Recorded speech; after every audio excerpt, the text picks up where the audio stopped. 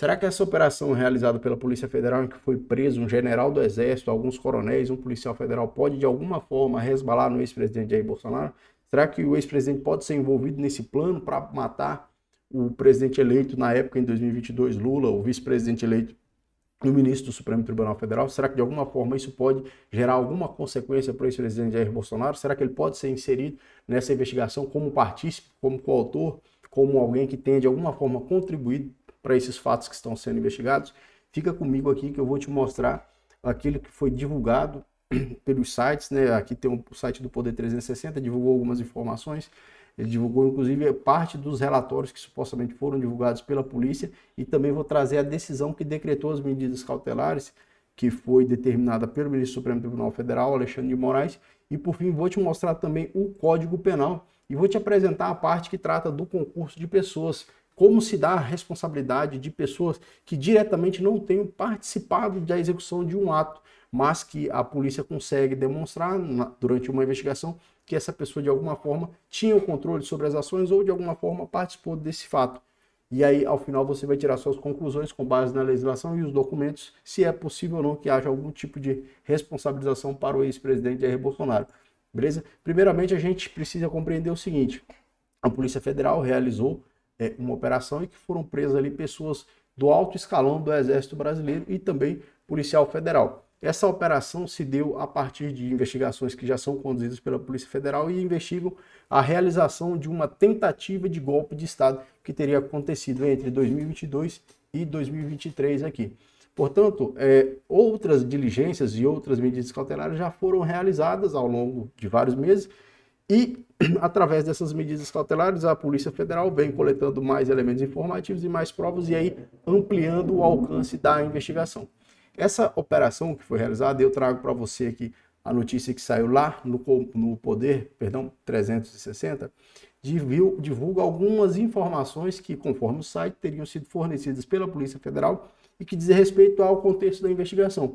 Mais do que isso, foi divulgada a íntegra da decisão que decretou essas medidas cautelares, que é essa decisão que foi proferida pelo ministro Alexandre de Moraes, que é o relator desses inquéritos, e dos outros que têm por objetivo a investigação dessa tentativa de golpe de Estado. E, portanto, eu fiz a leitura, são 74 páginas, se você ir, é alguma coisa bastante grande. E nesse texto, verifico ali que há diversas vezes a referência ao ex-presidente Jair Bolsonaro, como eu marquei de amarelo aqui. Por exemplo, aqui, se você pega aqui na página 4, eu vou deixar o link na descrição para você dar uma lida.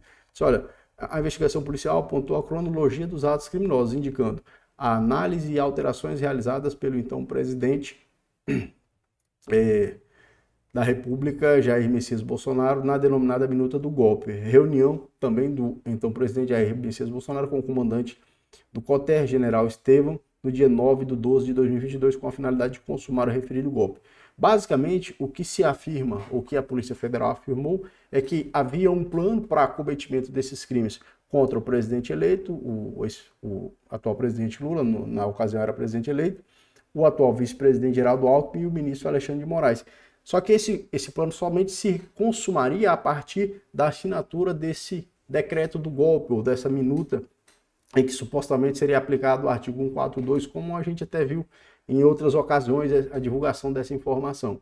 Então, isso estaria condicionado à assinatura dessa minuta, e essa minuta seria assinada pelo então presidente na ocasião, Jair Messias Bolsonaro. A Polícia Federal apresentou os elementos, houve a decretação das medidas cautelares e não houve a decretação de medidas cautelares em face do ex-presidente Jair Messias Bolsonaro.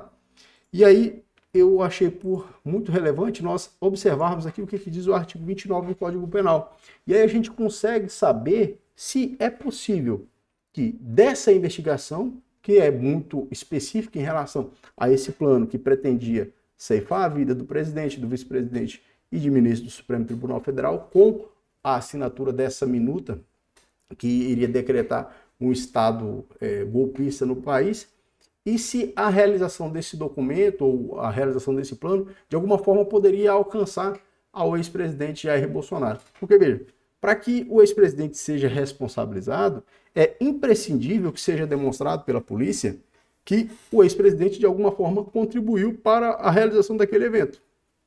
Em se tratando do concurso de pessoas, o que nós temos? Bom, e se tratando de concurso de pessoas, nós temos o seguinte: uma pessoa só pode ser responsabilizada se de alguma forma ela concorrer para a realização daquele evento. Então, no curso de uma investigação, é importante que a polícia demonstre as pessoas que contribuíram para a realização do crime ou para a tentativa do crime. O que essa concorrência pode se desdobrar? A concorrência, nós podemos desdobrar ela em uma participação ou em uma coautoria. A coautoria é quando a pessoa executa diretamente os atos que estão previstos na lei, né? Então, no caso de um crime de homicídio, em que consiste em matar alguém, quem executa é quem vai lá e mata. Quem, de repente, paga, oferece a promessa de recompensa, encomenda o homicídio, essa pessoa não executa o núcleo do tipo. Mas ela responde também porque ela é coautora. Ela é coautora na medida em que ela realiza algumas das condutas ali sem realizar, por exemplo, o núcleo que seria matar. O que acontece? Uma pessoa pode fornecer uma arma, uma pessoa pode fornecer o carro para que seja realizado o deslocamento até o local do homicídio.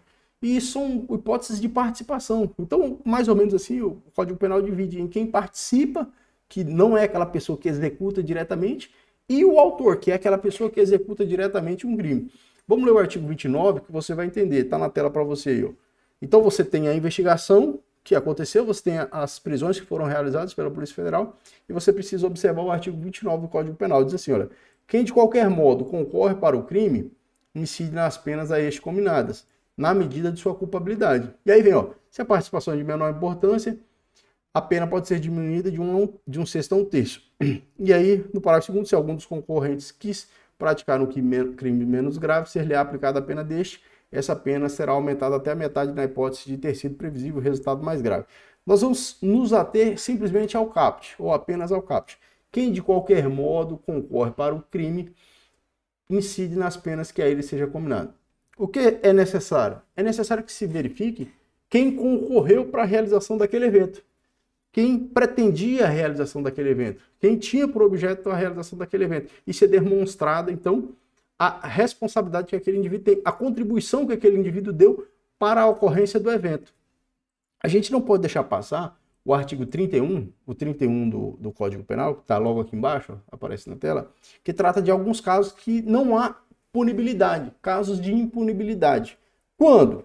Diz o seguinte, olha, o ajuste, a determinação ou a instigação e o auxílio, salvo disposição expressa em contrário, não são puníveis, se o crime não chega, pelo menos, a ser tentado. O que é exatamente isso aqui? Vamos lá. Se pretendia, então, tirar a vida do presidente eleito, vice-presidente e de ministro do tribunal. Beleza.